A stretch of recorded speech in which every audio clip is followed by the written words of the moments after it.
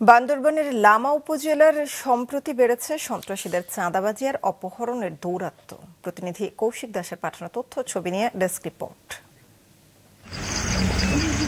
আয়তনের দিক থেকে বান্দরবানের সবচেয়ে বড় ও জনবহুল উপজেলা লামা। 2 লাখেরও বেশি মানুষের এই উপজেলায় রয়েছে বেশ কয়েকটি পর্যটন কেন্দ্র আর রাবার বাগান। সম্প্রতি হঠাৎই উপজেলায় বেড়েছে চাঁদাবাজি ও অপহরণ। দুর্গম এলাকাটিতে এখনো গড়ে ওঠেনি উন্নত সড়ক যোগাযোগ ব্যবস্থা, এমনকি অনেক এলাকায় নেই মোবাইল নেটওয়ার্কও। এই সুযোগকে কাজে লাগাচ্ছে সন্ত্রাসীরা।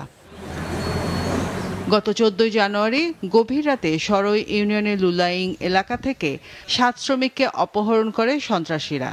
2রা ফেব্রুয়ারি একই ইউনিয়নের কমলাবাগান পাড়া থেকে আরও 7 শ্রমিক এবং 16 ফেব্রুয়ারি ফাঁসিয়াখালী ইউনিয়নের মুরংঝিরি এলাকার রাবার বাগান থেকে অপহরণ করা হয় 26 শ্রমিককে।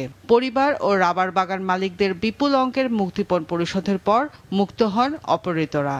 দাও ছুরি নিয়ে আমাদেরকে হুমকি দিয়ে তুলে বাইন্ধে ফেলছে।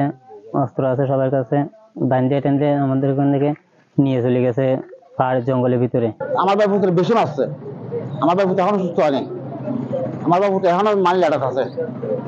তো 3,10,000 টাকা যখন দিচ্ছে তারা ছাড়িয়ে দিচ্ছে।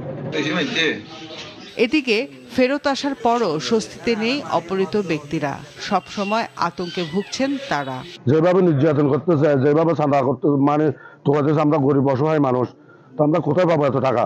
7 জন নিয়ে গেছে, আপনার এক খামারের থেকে 3 জন, আর খামারের থেকে 3 জন, এক খামার থেকে 1 জন। তারপরে আপনার এখানে এক খামার থেকে 1,90,000, আর খামার থেকে 1,90,000, আর খামার থেকে 1.5 লাখ। অস্ত্র নিয়ে দা ছুরি নিয়ে খুব চলাফেরা করতেছে, আমরা খুব ভয়ের মধ্যে আছি। এসব ঘটনায় এলাকায় আইন শৃঙ্খলা জোরদারের পাশাপাশি অপরাধীদের ধরতে তৎপরতা চলছে বলে জানান লামা থানার অফিসার ইনচার্জ। জনগণকে আমরা এই ব্যাপারে সচেতন করতেছি। আমরা আমাদের টহল, ফাঁড়ি এলাকা, থানা এলাকা, ক্যাম্প এলাকায় টহল বৃদ্ধি করেছি, গোয়েন্দা নজরদারিও বৃদ্ধি করেছি। বিশেষ করে রাতের বেলা জনগণ যাতে স্বস্তিতে থাকতে পারে সেই ব্যাপারে আমরা আমাদের তৎপরতা বৃদ্ধি করেছি। দ্রুততম সময়ে পার্বত্য এলাকার গহীন পাহাড়ে লুকিয়ে থাকা সন্ত্রাসীদের গ্রেফতার করে দৃষ্টান্তমূলক শাস্তি প্রদানের দাবি জানিয়েছে এলাকাবাসী। মাছরাঙা নিউজ ডেস্ক।